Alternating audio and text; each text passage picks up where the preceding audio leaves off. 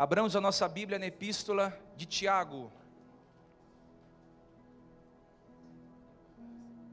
Tiago, capítulo 1, versículo 12. Leiamos até o versículo 15.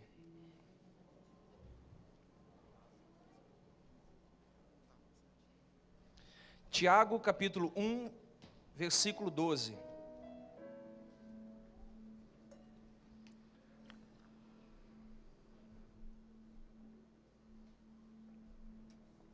Tivemos um culto pela manhã abençoado.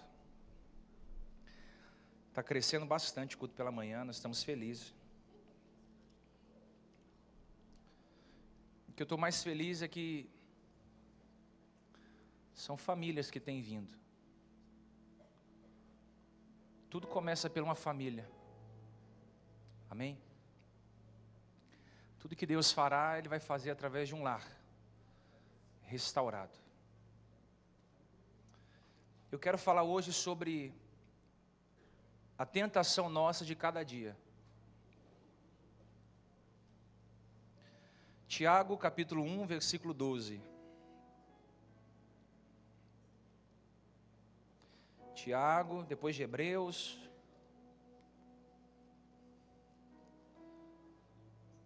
Primeiro Timóteo, segundo Timóteo. Hebreus, Tiago. Tiago 1, verso 12, leiamos até o verso 15. Acompanhe com alguém que está ao seu lado, diz assim: Bem-aventurado o homem que suporta a provação, porque depois de aprovado, receberá a coroa da vida que o Senhor prometeu aos que o amam. Ninguém sendo tentado, diga, sou tentado por Deus, porque Deus não pode ser tentado pelo mal, e Ele a ninguém tenta. Cada um, porém, é tentado quando atraído e engodado pela sua própria concupiscência. Então a concupiscência, havendo concebido, dá à luz o pecado, e o pecado sendo consumado, gera a morte. Pode se assentar, amados. Amados, a escolinha já está aberta. Se você precisar levar o seu filho, por favor, é só erguer as suas mãos a algum obreiro, eles vão conduzir a sua criança até a escola. Caso a sua criança seja de colo e chorar, por favor, lá atrás tem uma cadeira para você poder acalmar e depois retorna. Só para que não haja distração. Amém? Vamos repetir, tentação nossa, pode ser melhor, tentação nossa de cada dia. Eu acho que está na hora da gente levar a tentação a sério.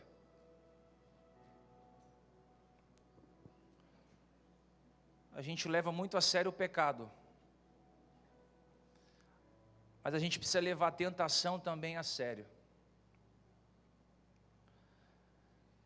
Essa semana, eu estava estudando a carta de Tiago, e essa carta tem muitos segredos aqui que Deus quer falar conosco, amém? Quero compartilhar com vocês. A carta de Tiago, ela é considerada como o livro de provérbios do Novo Testamento. Na verdade, Tiago era muito mais pregador do que escritor. O coração da epístola de Tiago é a exortação à maturidade. Os irmãos em Jerusalém estavam sendo provados, tentados, e eles não estavam conseguindo aplicar o cristianismo na prática. O cristianismo só vai trazer vida quando sair dos templos e invadir as ruas. Quando sair das plataformas e invadir o nosso coração. O cristianismo é vida praticável. É você aplicar no seu dia a dia. É você aplicar na sua família. É você aplicar na sua história. E aquela comunidade de fé havia se divorciado da teologia. O que é a teologia? É o conhecimento, é o estudo de quem é Deus. Deus não se estuda, porque é infinitamente impossível conhecer a Deus em todas as suas facetas. Mas Deus é provado, provar e ver de que o Senhor é bom. Havia 3 Tiagos na época. Havia o Tiago, filho de Zebedeu, irmão de João. Esse era apóstolo. Havia o Tiago, filho de Alfeu. E havia Tiago, irmão de Jesus, filho de Maria e José. A autoria dessa carta não foi de Tiago, filho de Zebedeu, porque quando essa carta foi escrita, ele já estava morto. Não foi também Tiago, filho de Alfeu, porque ele não tinha relevância na igreja cristã. Essa carta foi escrita por Tiago, irmão de Jesus. Ele não era apóstolo, mas ele foi reconhecido como apóstolo. O próprio Paulo vai dizer acerca de Tiago em Gálatas 2:9. Ele vai expressar a responsabilidade de Tiago, dizendo que Tiago era um pilar da igreja, era uma coluna na igreja. Você vê em Atos 15:13 que Tiago era responsável. Tiago era alguém de renome no concílio de Jerusalém. Você vê que também que Tiago é avisado quando Pedro sai da prisão. Atos 12, Pedro está preso, e quando ele sai da prisão, ele manda avisar a Tiago que ele estava solto. Então Tiago, ele era um homem relevante, então ele vai instruir, e vai deixar algumas indicações sobre a vida cristã. Ele foi apedrejado em 62, depois de Cristo, pela fé que ele acreditava. Mas o que me chama a atenção aqui, é que Tiago no versículo 1, se você quiser acompanhar, Tiago 1, versículo 5, Tiago vai falar acerca da sabedoria. Ele começa dizendo assim: se alguém de vós tem falta de sabedoria, peça a Deus. Se alguém de vós tem falta de sabedoria, peça a Deus. Para que pedir a Deus sabedoria? Para entender o que Ele faz na minha vida. Eu não posso estar em uma prova sem saber o motivo pela qual estou inserido na prova. Tiago diz: se você não tem sabedoria, peça, porque Ele te dá. E Ele dá liberalmente, sem censura, lhe será dado. Por que Deus nos prova? Por que Deus nos expõe à vergonha? Por que Deus permite ir embora o que amamos? Por que Deus nos machuca? Por que Deus permite a tempestade dentro da minha casa, com filhos, esposa, trabalho e vida pessoal? Deus nos prova com um propósito. Qual? Me desmamar das atitudes infantis. Por que Deus me prova? Para acelerar o processo de maturidade. Ninguém amadurece sorrindo. Para alcançar a maturidade, você vai precisar de 3 coisas. Efésios 2:8 diz: pela graça sois salvos, mediante a fé. Isso não vem de vós, é dom de Deus, não por obras, para que ninguém se glorie, porque somos feitura dele, criados em Cristo, para boas obras, as quais Deus já antes ordenou para que andássemos nela. Então, em primeiro lugar aqui, há uma obra que Deus realiza por nós. Qual é essa obra que Deus realiza por nós? A salvação. Salvação é um plano. Deus não foi pego de surpresa quando Eva come do fruto e dá a Adão comer do fruto. Ele não foi pego de surpresa concernente a trazer a salvação à humanidade na queda, no pecado original de Adão. Ele não foi pego de surpresa, ele já tinha um plano desde a fundação do mundo concernente a isso. Então Deus trabalha em nós através da salvação. Em segundo lugar, há uma obra de Deus realizada em nós. Qual é? A santificação. Então primeiro Deus vai me salvar, porque eu não tenho condições de se salvar sozinho. Depois Ele vai me santificar. E depois Ele vai usar a minha vida para estar no nós, através do serviço. Então primeiro a salvação. depois santificação, depois serviço. Eu quero acreditar que a gente se reúne aqui como igreja, e essa reunião não é a reunião dos eus, é a reunião do nós. Não tem espaço para o seu eu aqui. Ele mesmo diz: quer me seguir?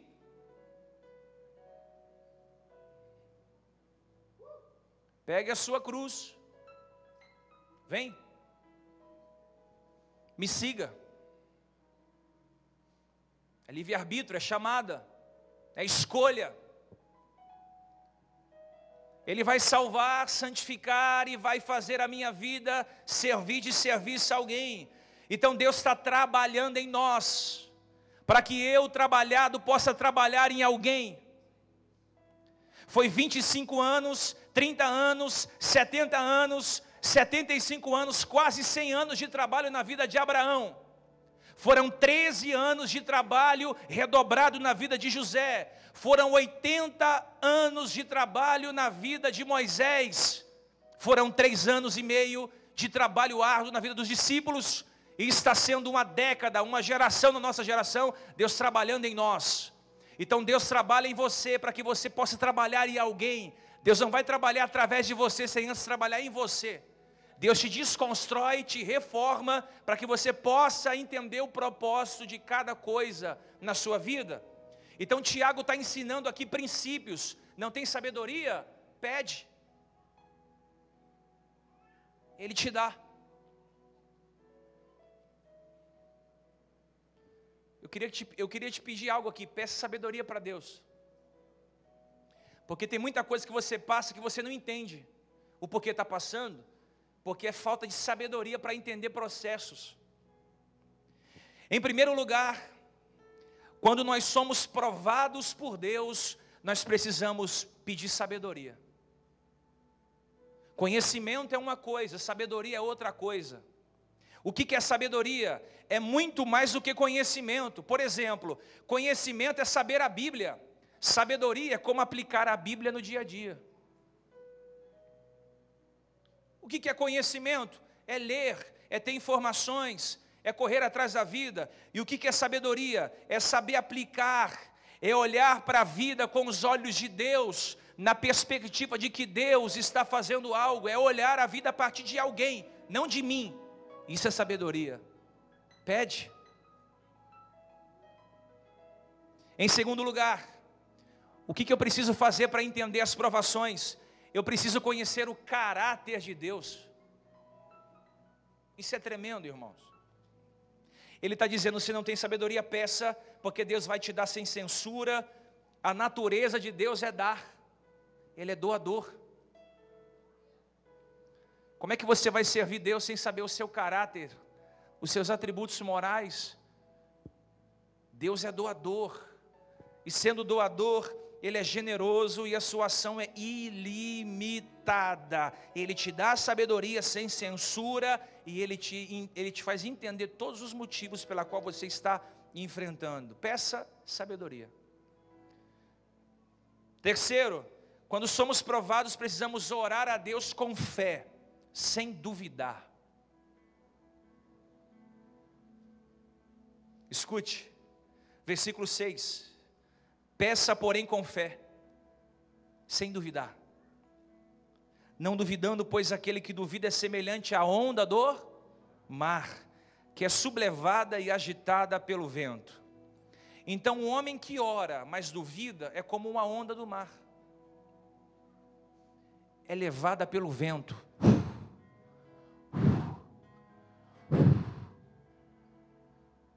Um homem que ora sem propósito, sem confiar em Deus, o que acontece? É o quê? É uma onda que bate sobre as pedras, mas não tem o quê? Constância. Você conhece alguém que um dia está em cima, outro dia está embaixo? Você conhece um dia que alguém tem muita fé e outro dia alguém está sem fé nenhuma? Você conhece alguém que um dia está cheio de sonhos, outro dia está dentro de um quarto, não querendo sair, não vê ninguém?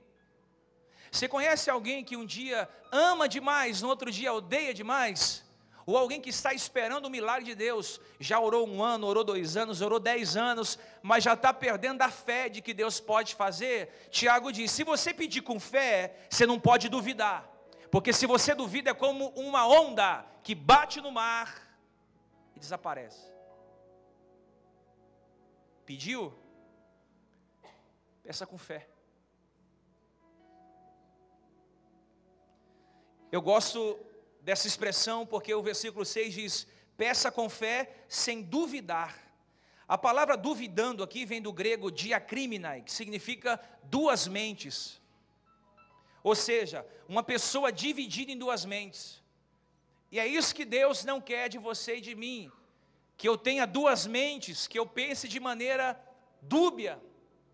Eu preciso ter fé em Deus, acreditar em Deus, ter uma consciência em Deus. Eu não posso duvidar do Deus que eu sirvo, e nem dos milagres que Ele pode realizar na minha vida. Se Deus disse, não estou dizendo o homem dizer, não estou dizendo um falso profeta dizer, não estou dizendo uma falsa profetisa dizer, não estou dizendo uma falsa revelação, ou seja, alguma coisa fora. Eu estou dizendo que Deus usa os seus filhos, na verdade, para instruir alguém, e essa verdade tem que ser aplicada sem duvidar. Deus disse através de alguém, acredite. Deus disse através da Bíblia, acredite. Deus disse através de uma folha que caiu da árvore, acredite. Deus te deu um sonho, acredite, não duvide. Porque se você duvida, é como um homem que tem duas mentes. Ora acredita, ora não acredita. E a dúvida vai prover a sua instabilidade espiritual. A fé diz sim. A fé diz? A crença diz não. Então a gente anda em dois caminhos. Por isso que Elias disse no Monte Carmelo, chegai o povo a mim, e até quando cochearei entre dois pensamentos. Ou seja, se é Baal, segue-o, mas se é Deus, segue-o. Deixa eu dizer para você, se é para servir a Deus, tem que servir a Deus de corpo, alma e espírito integralmente. Se é para servir o inimigo, serve de corpo, alma e mente.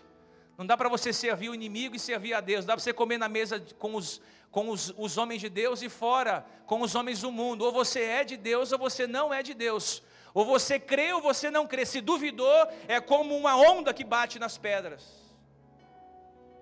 Então quem ora a Deus, mas duvida em sua oração, mostrou fracasso. Por que tem gente que não consegue firmar igreja nenhuma? Por que tem gente que não consegue se firmar em igreja nenhuma? Porque é um navio sem direção. Um dia está aqui, outro dia está lá, um dia está aqui, outro dia está lá. Alguém que está sem direção é um navio que não está ancorado. Pastor, para onde eu vou? Se você é o homem da casa, você tem que saber onde você vai levar a sua família, porque eu sei para onde eu vou. Se você não sabe para onde vai, é porque o seu manual de fé está fechado. Porque se você abrir o seu manual, ele vai dizer: o problema dos filhos é que você usou pouca vara. O problema no casamento, ou você amou de menos, ou ela foi submissa de menos. É problema financeiro? Lógico, você não dizima, não oferta, não semeia, vai ter problemas. É problema de tentação? É problema espiritual? Você está posicionado, buscando mais a Deus, você está chegando a Deus. Aqui tem tudo o que você precisa. Está sem direção? Você vai ter que ancorar a sua vida na palavra. E eu quero te fazer um convite hoje: se ancore na palavra de Deus. Como é que eu vou lidar com as tentações, pastor? Eu quero começar a pregar agora. Qual foi a sua última tentação que te levou à queda? Qual foi a última vez que você foi tentado que te levou a um precipício? Você se recorda? Foi há minutos atrás? Há dias atrás? Há horas atrás? Mas qual foi a sua última tentação que você se viu em um precipício? É que tem gente que já não se preocupa mais com as quedas. As quedas se tornou tão comum que cair não faz diferença. Deus me entende, pastor, eu sou filha de Deus, então eu não vou conseguir mudar isso. Não, deixa eu dizer para você, a tentação, ela é perigosa. O que é a tentação? É a tentativa do diabo te deformar. É a tentativa do seu inimigo te tirar a imagem e semelhança de Deus.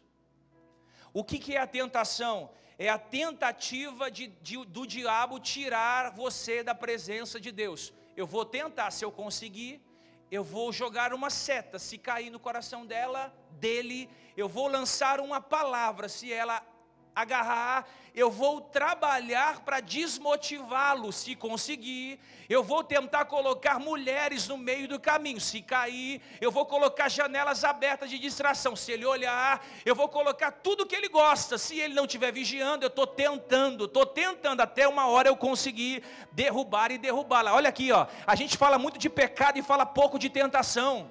Deixa o pecado de lado agora, eu vou falar da tentação que antecede o pecado. Todo mundo aqui vai ser tentado, pastor, bispo, obreiro. A tentação é para o branco, para o negro, para o gordo, para o magro, para o índio, para o africano, para todo mundo. Por isso que é tentação nossa de cada dia. Todo mundo aqui vai ser tentado. Mas eu tenho uma palavra de conforto ao seu coração. 1 Coríntios 10:13.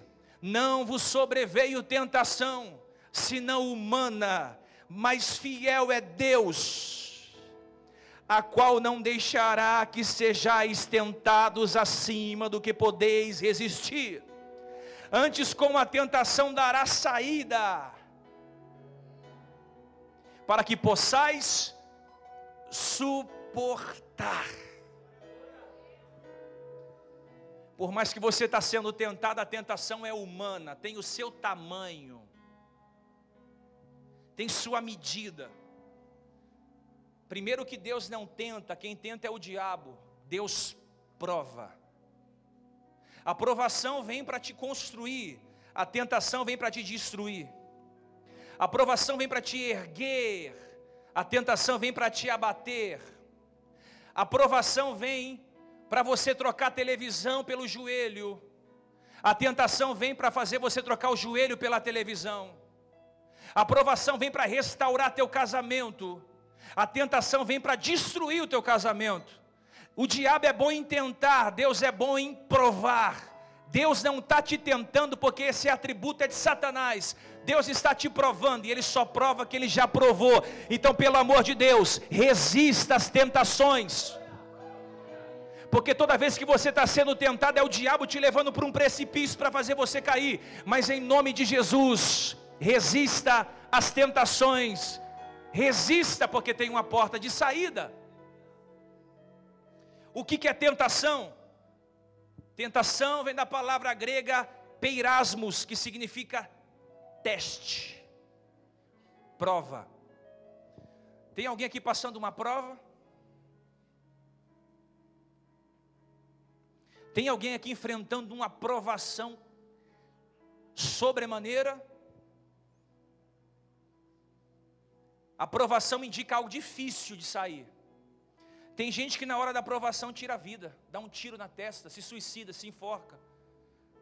Tem gente que na hora da provação já vai procurar ajuda com os pais, com o pastor. Tem gente que na hora da provação fica tão desesperado que procura uma igreja, outros procuram a casa da mãe, outros procuram um amigo do peito. Todo mundo aqui está sendo provado, crianças, adolescentes, adultos, jovens, anciões, e a aprovação de cada um é diferente, cada um tem uma aprovação diferente. Provação é algo difícil, um teste difícil. Por isso que Jesus diz ao orar a oração do Pai Nosso: e não deixeis cair em tentação, mas livrai do mal, porque o teu é o reino, e o poder e a glória para sempre. Ele está dizendo: Pai, eu intercedo pela Sarando Nações, não deixe eles caírem em tentação. Ou seja, porque a tentação é um precipício para uma queda grande. Qual que é a fonte da tentação? Primeiro é a sua carne. Diga carne. Gálatas 5,16: andai pelo Espírito, e não haveis de cumprir a cobiça da carne. Porque a carne luta contra o Espírito, e o Espírito contra a carne, e estes se opõem um ao outro, para que façais o que quereis. Mas se sois guiados pelo Espírito, não estáis debaixo da lei. Deixa eu te dizer quais são as obras da carne, versículo 19. Ora, as obras da carne são manifestas como prostituição, obra da carne; impureza, obra da carne; lascívia, obra da carne; idolatria, qualquer coisa que você idolatrar é um deus. Se idolatrar muito o marido é um deus, se idolatrar muito o dinheiro é um deus, se idolatrar muito o seu carro, a sua casa, o seu trabalho é um deus. Tudo isso, não é só imagem de escultura. Feitiçaria, obra da carne; inimizade, contenda, ciúmes, ira, facções, dissensões, partidarismos. Olha aqui, invejas, bebedices, orgias, coisas semelhantes a estas, contra quais os previno, como já antes os preveni, que os tais coisas que praticam, ou os homens que praticam, não vão herdar o reino dos céus. Então essa é a primeira luta que você tem. Carne está em você. Por que está em mim? Por causa da queda de Adão. A minha natureza é adâmica. Então o meu homem interior quer sempre se corromper. Paulo diz: o que eu quero fazer de bem eu não consigo, mas o que eu não quero faço. Por que você faz o que você não quer fazer? É porque a sua carne chama você para o pecado. Então é isso. Segundo, o mundo. Quando a Bíblia diz aqui sobre as fontes da tentação, e diz que a primeira é a carne, depois é o mundo aqui não é o cosmos, o planeta, são os habitantes. É um homem levando o outro homem a pecar. É um homem induzindo o outro ao erro. É um homem que não respeita a democracia.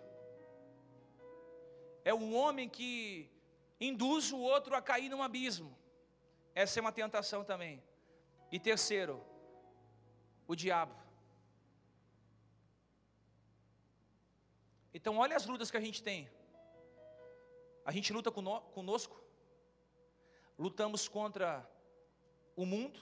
Lutamos contra o diabo. Amém? Então uma pessoa madura, ela é paciente nas provas. Está passando alguma prova? Bi, você não sabe a prova que eu estou passando. Tenha paciência.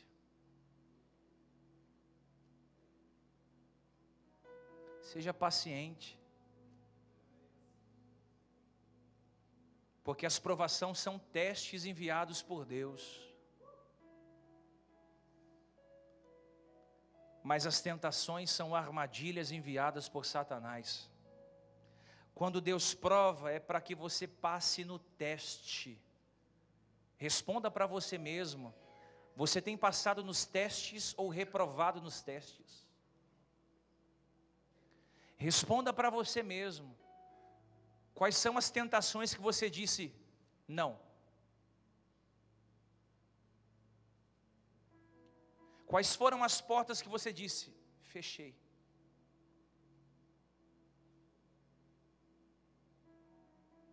Jesus foi tentado. O Espírito leva Jesus ao deserto. O Espírito Santo, amém? Quando ele está no deserto, o diabo vai tentá-lo. Transforma pedras em pães. Ele diz: nem só de pão vive o homem, mas de toda a palavra que sai da boca de Deus. Por que você não vai lá e pula daqui? Os seus anjos vão dar ordem ao seu respeito. Está escrito, eles vão te pegar. Ele diz: não tentarás o Senhor teu Deus. Jesus, se prostra aqui, eu vou te dar todos os reinos do mundo. Ele diz: somente a Deus adorarás e somente a Deus prestará culto. Sabe o que é isso? É alguém preparado para o dia da tentação. Posso contar um segredo? Não sei se eu vou falar isso aqui não. Não espera a tentação vir para você orar o Pai Nosso, se benzer, porque você corre um sério risco de no dia da tentação cair, se você não estiver preparado para anteceder a queda. Quando a tentação vier, você tem que estar bem em Deus para dizer não. Não dá tempo de orar. Ei, não dá tempo de orar, irmãos.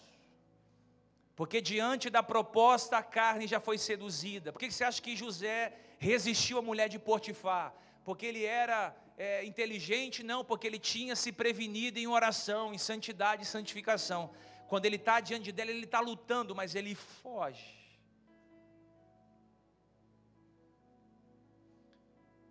Pastor, estou sendo tentado, mas agora deu uma trégua. Lucas 4,13. Após o diabo ter tentado Jesus, se apartou dele. Para que ele se apartou? Para tentá-lo novamente lá na frente. Escuta aqui o seu pastor. O diabo está tentando te derrubar. Presta atenção aqui. Se ele não conseguir te derrubar essa semana, na semana que vem ele vai tentar os 7 dias de novo. Olha aqui para mim. Se ele não conseguiu te derrubar semana que vem, na próxima vai ser mais 7 dias de tentativa. Se ele não conseguiu destruir o seu ministério, o seu casamento, a sua família, ele vai continuar até ele achar uma brecha sua aberta. Em nome de Jesus, não vacila. Não brinca de ser crente. Não brinca de ser espiritual. Não acha que a igreja que você congrega tem libertinagem, porque não tem.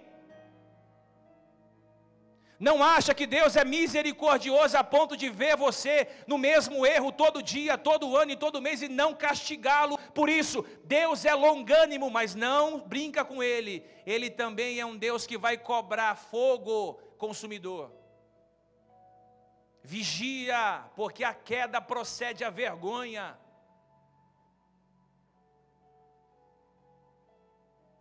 A Bíblia diz no capítulo 4, versículo 3 de Lucas, o diabo tentou, ele resistiu, o diabo falou, vou me apartar, mas vou voltar a te tentar, uma hora eu te derrubo, mas é que ele não sabia que Deus já tinha sido destruído, derrubado por dentro, ele estava rendido para Deus, para o Pai. Não tem como derrubar um homem que Deus já derrubou.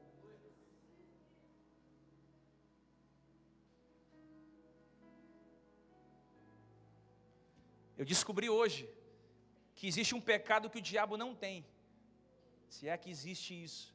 Está escrito aonde? Primeira heresia do Diego, capítulo 3.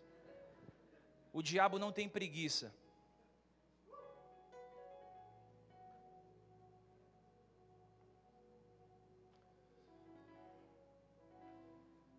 Nós temos. Ele vai tentar, até um dia que ele vai conseguir ver uma brecha aberta para te derrubar.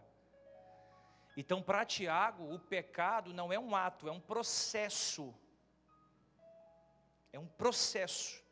E eu quero revelar para vocês aqui, biblicamente, qual é o processo da tentação. Isso aqui é muito importante. O primeiro estágio da tentação se chama cobiça e desejo. Diga isso, cobiça e desejo. Acompanhe o versículo 14 se você quiser. Tiago capítulo 1, versículo 14. A mensagem expositiva. Tiago capítulo 1, versículo 14. Ao contrário, cada um é tentado pela sua própria cobiça. Quando esta o atrai e seduz. Eu gosto da versão King James, que diz assim, ó. Cada um, porém, é tentado pelo próprio desejo. Desejo. Cada um é tentado pelo próprio desejo. Sendo esse iludido, olha aqui James dizendo, o arrasta. Essa versão aqui, ela é mais profunda. Porque diz, cada um é tentado pelo seu próprio desejo. Ou seja, o desejo está em mim. Se eu for engodado pelo desejo, esse meu desejo vai me arrastar. Então a palavra aqui desejo, vem da palavra grega, do grego clássico, epitimia, que significa não necessariamente uma ideia de bem ou mal. Eu disse hoje pela manhã, que a cobiça é a tentativa de você cometer um pecado fora do centro da vontade de Deus. A cobiça. São excessos cometidos. São portas de entrada para o pecado. Exemplo, é errado eu ter um desejo, sim ou não? Não. É errado comer? Sim ou não? Mas a gula é pecado? Precisa tomar 2 litros de Coca-Cola? Hã? Por que não precisa? Precisa. Comer 2 pizzas inteiras é necessidade? Ah ou não? A necessidade fisiológica de comer, é normal, preciso comer, dormir, ter as minhas higienes pessoais, mas o comer é normal. Agora, a glutonaria é pecado. O crente não bebe, mas vive em pecado na glutonaria. Come demais, bebe demais, não respeita o seu corpo que é templo do Espírito Santo. Ou come muito ou come pouco. Você tem que cuidar da sua saúde, irmão. Isso é pedagógico. Porque se você não cuida da sua saúde, amanhã você está doente. Aí você adoeceu a sua saúde, comendo muito, se cuidando pouco. Aí sabe o que acontece? Você ficou doente, você vai fazer uma campanha para Deus curar a saúde que você adoeceu. Porque está cheio de gente que adoeceu a saúde e vai fazer campanha para Deus curar. Agora, se você se postura, peraí, eu posso tomar um copo de coca, não preciso tomar a garrafa toda. Eu posso tomar um copinho de sorvete, eu vou comer o balde todo. Eu posso comer 3 pedaços de pizza, preciso comer 8 pedaços de pizza. Essa ansiedade é patológica. Por exemplo, dormir é algo normal, sim ou não? Quem gosta de dormir aqui? Graças a Deus a Bíblia diz que o sono bom é o sono que Deus dá aos justos. Agora, e a preguiça é o quê? Pecado. Acabou glória faz tempo. Preguiça é pecado. Tem gente que é preguiçoso de natureza.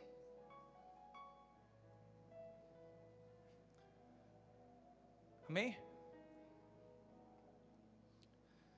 Desejo sexual é normal? Ei? Sim. Ou vai dizer que você não tem desejo sexual? Ah, isso é muito espiritual. É pecado eu desejar o corpo de uma mulher nua? Não.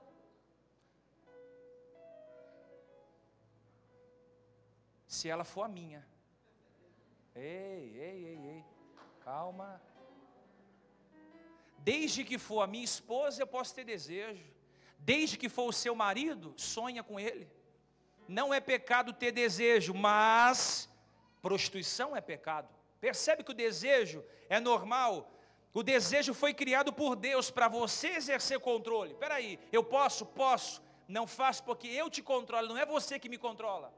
Não é a droga que me controla, não é o homossexualismo que me controla, não é o pecado que me controla, não é os medos que me controlam, não é a minha ansiedade patológica que me controla, é o Deus que me faz controlar tudo isso.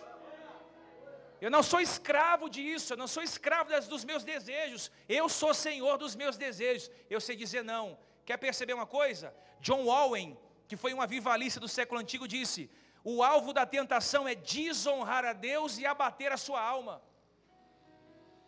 Pode perceber, querido, Mateus 26, 41, vigiai e orai. Olha aqui, ó, vigia e ora, não é o inverso, ora e vigia, é vigia primeiro. Você está orando muito e vigiando pouco. Primeiro vigia. O que é um vigia? Eu estou ligado. Depois eu vou orar. Para que eu vou orar? Porque o espírito está pronto, mas a carne é o quê? A carne é fraca. Você consegue controlar o seu pecado. Quer ver uma coisa? Quem tem entrevista de emprego, atrasa? Só sou um cabeção mesmo. Atrasa ou não? Por que não atrasa? Porque você sabe que se você passar na vaga, vai ter hora extra, VR, VA, participação de lucros, trabalhar de segunda a sexta só 6 horas, a vaga é boa e tem o seu tamanho, ela é sua. O que acontece? Você não dorme, você fica ansioso, você acorda cedo, meia hora antes está lá, está preocupado com o que vai falar, porque você tem respeito com a empresa que vai te contratar, e você está temente a vaga ser sua. Agora, quando você não tem respeito, você chega atrasado. Ó, vou atrasar aí, tá? Segura aí. E uma das causas da irresponsabilidade cristã é a falta de pontualidade. Está vendo como você consegue controlar? Se o seu patrão te ligar hoje e falar assim: amanhã eu vou te dar 20 mil de salário, chega às 6 horas da manhã, você chega às 4, Você não dorme, você fica lá na porta da empresa assim, ó. É ou não é? Querendo que é a mesma coisa. É a mesma coisa. Está vendo como você consegue se posturar? O pecado é a mesma coisa. Você consegue dizer não. Não quero. Não vou. Ah, pastor. Mas é que você não conhece a minha família.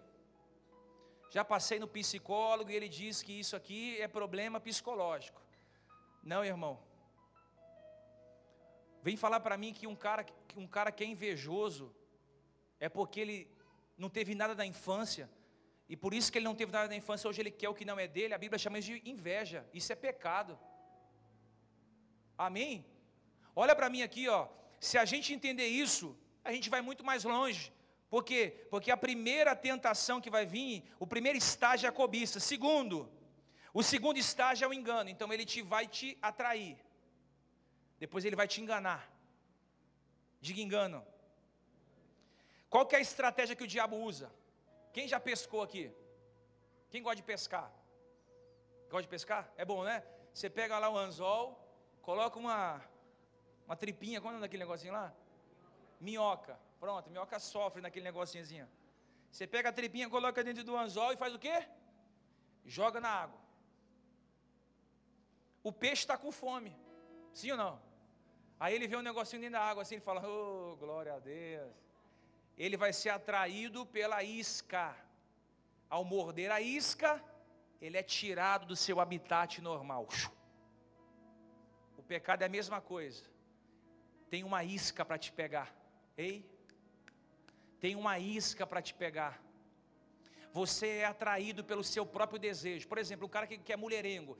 Você pode perceber, sempre vai ter mulheres que vão estar diante de você para você ser atraído. Alguém que é possessa ao dinheiro, sempre vai ter oportunidades para se ganhar mais, para trazer você para esse mundo. Se o seu problema é vaidade, você sempre vai ter que ter o seu ego inflamado, para ser melhor, ovacionado, e aí vai, o peixe pega, ele morde a isca, ele vai ser tirado da sua zona de habitat. Assim é o pecado, irmão, é como uma isca. Você morde a isca, está enganado. E depois que você morde a isca, se torna o quê? Se torna visível o que aconteceu. Então a concupiscência é uma meretriz que atrai o homem. A Bíblia diz que os anjos do Senhor acampam ao redor daqueles que o temem e a mesma maneira que tem um anjo acampando ao redor daqueles que o temem, há um demônio também rodeando todos aqueles que estão sendo guardados por Deus com muitas iscas para que você caia nessas iscas. Você sabe quem que é o demônio que nos rodeia? Ai, pastor, é pombagira. Mentira, é a sua própria natureza pecaminosa. Não é nenhum tipo de demônio, é a sua própria natureza. Então a isca te seduz, te seduzindo, te joga para a terra. Eu já disse isso aqui, disse pela manhã. Um jovem lá em Brasília, um dia ele acordou mal-humorado e disse, olha, eu quero parar de ser, eu quero ter um dia de folga espiritual. Vou para boate, vou beber, vou curtir a noite, quero ter uma relação sexual bem feita hoje, eu quero esquecer que eu sou cristão. Chamou um amigo dele, o amigo dele disse, cara, você é crente. Olha o que Deus está fazendo na sua vida. Você está numa aprovação, você não precisa fazer isso. Ele não ouviu, foi para a balada. Chegou lá, ele conheceu uma moça bonita. Olha o que ela falou para ele. Você não quer ir para o meu apartamento depois? O cara falou, cara, é de Deus puro, né? Que a gente pensa, né? Eita, é Deus puro, cara. Cheguei aqui, tem bebida. Olha essa mulher, quer me levar para a casa dela, é Deus puro. Aí ele vai, por volta de 2 horas da manhã, ele vai para a casa da moça, um apartamento. Chegou lá, ele ficou com ela um tempo. No outro dia ele acordou dentro de uma banheira de gelo, todo aberto. Ou seja, era uma mulher que contrabandeava órgãos. Ou seja, deve ter dopado ele, abriu ele e tirou o rim dele. Uma isca.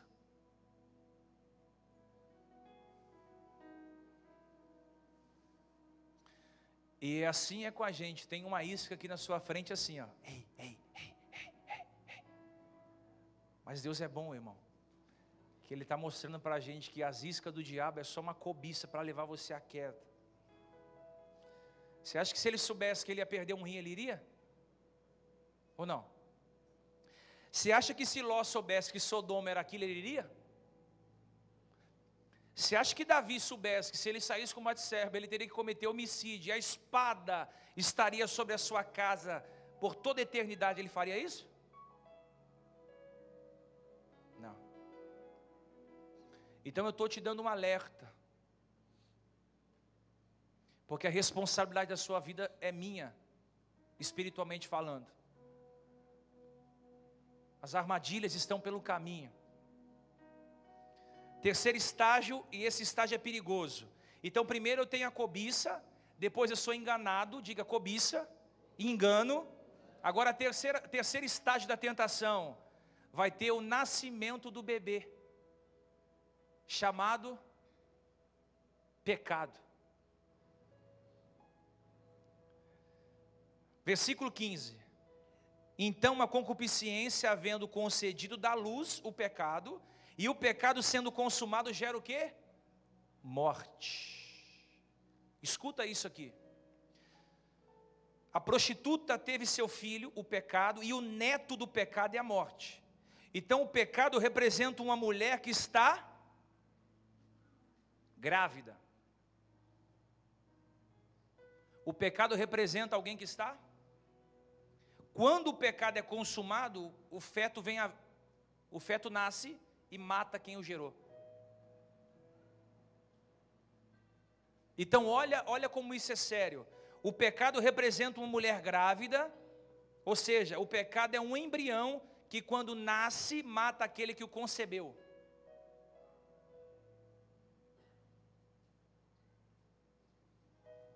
Então a pior coisa de se cometer um pecado, irmão, é as suas consequências.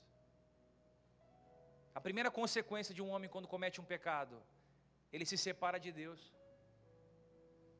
A Bíblia diz que só acontece isso porque o pecado cria separação entre o homem e Deus. Então quando eu sou engodado, eu caio na isca, eu consumo o pecado pela minha concupiscência, eu vou engravidar. Quando nasce o pecado, gera o quê? Gera a morte. Então isso me separa de Deus. Segundo, o pecado me separa das pessoas. Porque depende do pecado que você comete, ninguém quer estar com você. As pessoas até te apoiam a pecar. Vai lá, fica com ela mesmo. Vai lá, faz isso, faz aquilo outro. Vai lá, você tem que ver sua vida, você tem que ser feliz. Mas quando o pecado vem à tona, ninguém quer se responsabilizar junto com você. O pecado separa a família. Pode perceber, quando acontece um adultério muito grave, a família vai para um lado, os filhos sofrem, acontece que os amigos sofrem, todo mundo sofre junto, é um problema. Quando acontece algo muito pesado, a separação das pessoas. O pecado tem consequência, gente. Você é cristão, em nome de Jesus. Não brinca com o pecado. Essa mensagem aqui para alguns é chata, até para mim pode ser, mas ela é pontual para os dias de hoje. Eu sei que ela é amarga aos ouvidos de alguns que gostam só de vitória e de promessa e de teologia de prosperidade, mas isso aqui é que vai fundamentar sua casa na rocha. Olha aqui, ó, a consequência do pecado primeiro vai te separar de Deus. Tem gente aqui dizendo: Deus está onde aqui, pastor? Não estou vendo nada. É o pecado, já te separou faz tempo de Deus. Não ora mais. Ó, você sabe quando você está caído, você não ora mais, você não lê mais a Bíblia. Você não consegue mais jejuar, você não consegue mais ouvir louvor, é só a música do mundo, você não consegue mais estar com ninguém que fala a mesma língua que você está morrendo aos poucos, é o pecado vai te separando. Depois, separa das pessoas que você ama. E o terceiro, que para mim é o pior, é as tragédias que acontecem. Quando Davi cai com Batseba, sabe o que acontece? Para esconder o pecado, ele comete um homicídio. Então ele começa com adultério, depois é um homicídio, depois ele mata Urias, depois Aitofel fica com raiva de Davi, porque ele era o melhor amigo de Davi, era o conselheiro de Davi. Ou seja, o pecado gera várias consequências. Eu preciso pensar antes de pecar. Olha aqui, eu preciso pensar, vale a pena?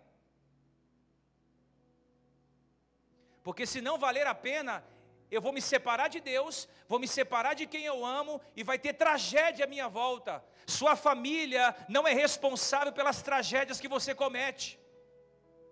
Pensa um pouco mais. Porque todo mundo sofre quando um pecado é exposto. Depois da armadilha e da isca nasce o bebê maldito chamado pecado. Tem gente que tem gente que tem uma ninha de filhos. O pecado gerou um. Irmão, em nome de Jesus, aborte o pecado da sua vida. O único aborto que Deus permite é o aborto do pecado.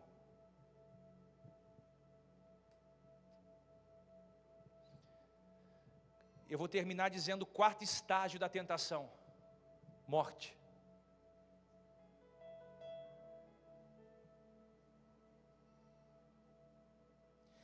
Olha como começou com a janelinha a porta aberta.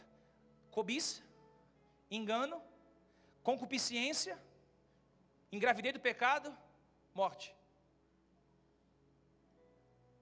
Olha aqui. Cobiça, engano, concupiscência, pecado, morte. Ah, pastor, mas eu estou caindo nas mesmas áreas sempre. Você vai ter que desligar o computador se você é viciado em pornografia. Desliga. Sai do grupo do WhatsApp. Troca a senha. Ah, pastor, sempre eu caio em fornicação. Se você dormir na casa dela até as 4 da manhã, o pai está andando ausente, é queda, minha filha. Ei. Você acha que vai vir um anjo lá falar? Porque não é o anjo que vai ter relação sexual, é você. Aí você fala, estou numa luta, pastor. O que foi, meu filho? Luta sexual. Mas todo dia você dorme na casa dela, ou ela na sua. O pai viaja, você faz uma festa na ausência. Vai dar o quê? Queda. Muitas igrejas não falam mais sobre isso, mas eu preciso pontuar você.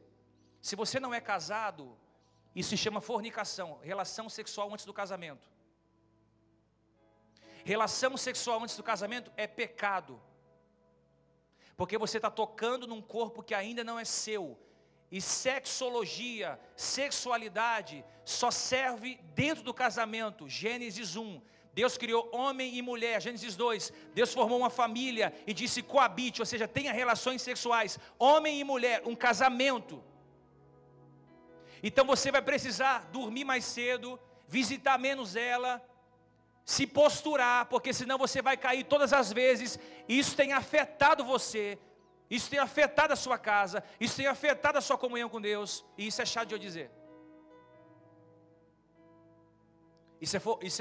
Isso é fornicação. Então se está sendo tentado na área sexual, desliga a internet, dorme cedo, visita menos. Pastor, se eu estiver sozinho eu vou cair. Chama uma vela. Quem namorava no tempo da vela? Quem lembra da vela? Você lembra? O que era a vela? Era sempre um irmão. Vai ter que ir com o seu irmão.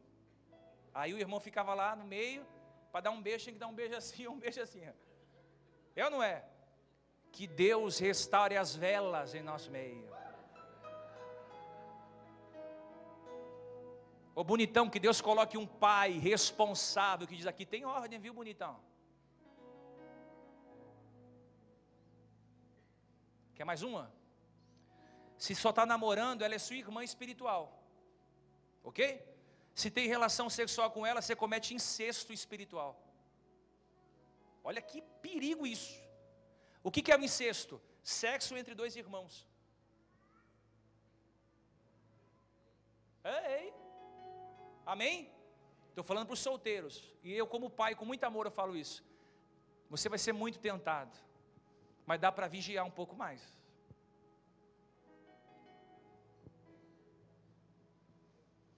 E quem é casado? Já não é mais fornicação, é o quê? Adultério. Pastor, eu nunca adulterei. Mas na sua mente tem um acervo do harém. O problema está aqui, ó. Se eu não conseguir vencer aqui, eu não vou conseguir vencer acolá. Quando o cara está solteiro, ele fala assim, preciso casar para não pecar. Quando ele casa, ele fala, agora eu preciso me posturar para não adulterar.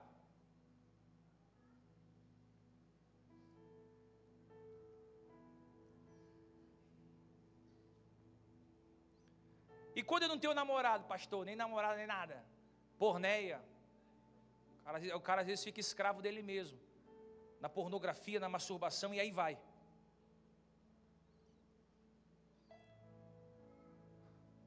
Santidade. Hoje é ceia, irmão. Pastor, mas sabe por que eu sou assim? É maldição hereditária. Ah, meu avô, você não conheceu meu avô. Meu avô era mulherengo demais. Meu pai, então, nossa, aí é o filho de peixe, né, pastor? Não tem como. Não, filho, não é maldição hereditária, não. É repetição de comportamento pecaminoso. Que hoje tem esse negócio, né? Não, é maldição hereditária. Minha bisavó era assim, minha avó era assim, minha mãe era assim, eu sou assim também. Não, é repetição de comportamento pecaminoso. Se você mudar o comportamento, vai mudar a estação. Mudando a estação, muda tudo à sua volta.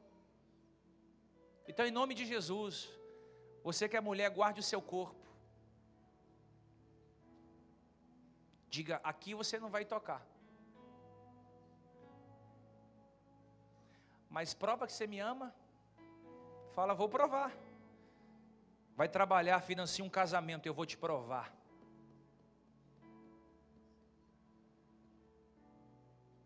Porque sempre o cara fala isso, né? Você não me ama. Eu te amo tanto a ponto de preservar nosso casamento por uma eternidade. Não quero me entregar a você em 15 minutos. Depois estar com a consciência pesada, porque sou cristão. Eu quero me entregar a você por uma eternidade. Para algo ser solidificado na palavra, na rocha, na verdade. Tentação você vai ter muitas. Mas você pode sair delas, porque nenhuma tentação é maior do que você pode suportar. Então o que eu tenho que fazer para fugir das tentações? Fugir. Amém? Amém ou não? Sujeitai-vos, pois, a Deus, resisti ao diabo, e acontece o quê? Ele fugirá de vós. 1 Coríntios 6,18, fugir da prostituição. Qualquer pecado que o homem comete fora do corpo, mas o que se prostitui peca contra o seu próprio corpo. 2 Timóteo 2,22, foge das paixões da mocidade. Olha Paulo falando, Timóteo, de 15 a 22 anos, testosterona e hormônio vai lá em cima. Tem que fazer o quê? Fugir. Porque se não fugir, cai. Mas ele diz, foge, mas segue a justiça, a fé, o amor, a paz, o coração puro, e invoca o Senhor. Ou a sua cobiça é saciada, ou a sua cobiça é abandonada. Ou você se lambuça com o pecado, ou você diz, eu não aceito isso mais, eu não quero mais. Procure ajuda, procure os pastores, os presbíteros, os evangelistas, procure o seu pastor, diga, pastor, eu tenho um problema com isso, me ajuda a me livrar disso. Procure ajuda e diga assim, eu quero vencer, eu não quero mais esse caminho. Olha o tanto de morte que está à minha volta. Deixa eu dizer para você o que Jesus diz em Mateus 7,3, entrai pela porta estreita, porque larga é a porta e espaçosa o caminho que conduz à perdição, e muitos são os que entram por ela, pois estreita é a porta e apertado é o caminho que conduz à vida, e poucos são os que entram por lá. Reformulando, a porta é estreita e o caminho é apertado. Eu preciso estar cheio do Espírito Santo para entrar dentro desse caminho. Em nome de Jesus, com muito amor, negue a si mesmo e adota uma postura de fuga. Lute contra você, diz, eu não quero isso. Eu não quero falar mal da minha igreja, eu não quero falar mal do meu pastor, eu não quero falar mal do meu diretor, eu não quero falar mal do meu marido, eu não quero falar mal do meu trabalho, eu não quero negligenciar quem eu sou santificado pelo Cordeiro, eu não quero mais dar mau testemunho, eu não quero que homem nenhum viole a minha santidade, eu sou a menina dos olhos de Deus, eu sou filha do Altíssimo, eu vou me guardar. Olha aqui, irmão, santificai-vos hoje, amanhã, diz a Bíblia, amanhã farei maravilha no meio de vós. Santificai-vos hoje, e amanhã farei maravilhas no meio de vós. Ou seja, amanhã vocês vão viver coisas grandes. Grandes. Agora, se você entende isso, você vive tudo que eu estou te falando. Pastor, eu queria algo mais fácil. Procura qualquer religião, menos o cristianismo. Ei, está aí? Está aí? Deus te ama, cara. Pastor, eu caí, não tem problema, se arrependa hoje. Levanta a tua cabeça, diz, olha, eu não vou cair mais sobre isso aqui não. Diz, Deus, eu não quero mais, hoje foi o último dia.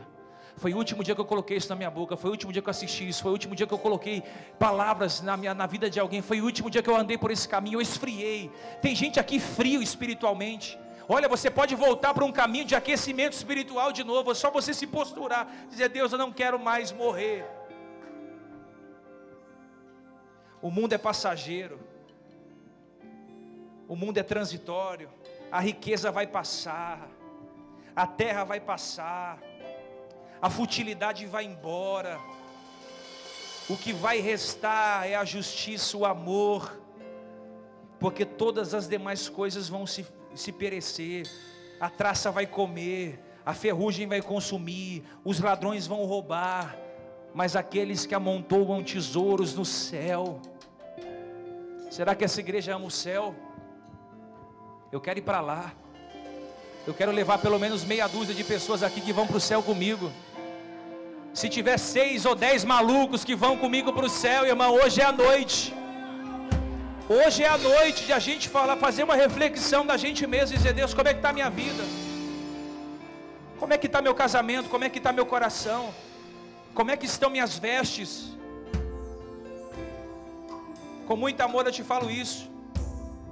A tentação nossa de cada dia precisa ser resistida.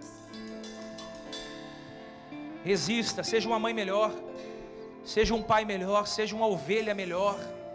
Valorize a igreja que você congrega, valorize o trabalho onde você ganha o seu pão, valorize a sua mãe e o seu pai, respeite-os. Valorize os seus amigos, são poucos, mas são verdadeiros. Valorize. Aleluia. Eu quero que você fique em pé. E se tiver alguém que quer recomeçar na sua vida, esse é o momento oportuno. Na hora da ceia, você fazer uma autoanálise de como está a sua vida. A palavra confronta a mente para revelar o coração. Jovens, eu queria ver vocês se santificando muito mais do que vocês se santificam. Deus nos prometeu o Parque Paulistano inteiro para Jesus. Empresários, assalariados, autônomos, santificaremos as nossas empresas ao Senhor. Professores, pedreiros, pintores, eletricistas, santificaremos a nossa profissão ao Senhor. O Brasil está reagindo, irmão. Olha aí o que está acontecendo na política. O patriota está indo à rua, defendendo a saúde, defendendo a família tradicional. Nós precisamos se posicionar como igreja. Precisamos levantar a bandeira da santidade e dizer: olha, tem um povo lá no Parque Paulistano que está se santificando. Tem muita tentação, tem muita luta, mas está se santificando, porque tem certeza que um dia Cristo vai voltar para buscar uma igreja limpa, adornada, imaculada. Então quebra o seu orgulho hoje. Quebra o seu orgulho e diz: Deus, me faz de novo. Se você quiser vir aqui à frente, vem. Se você quiser abraçar alguém, abraça. Mas uma alta análise de nós mesmos vai ser feita.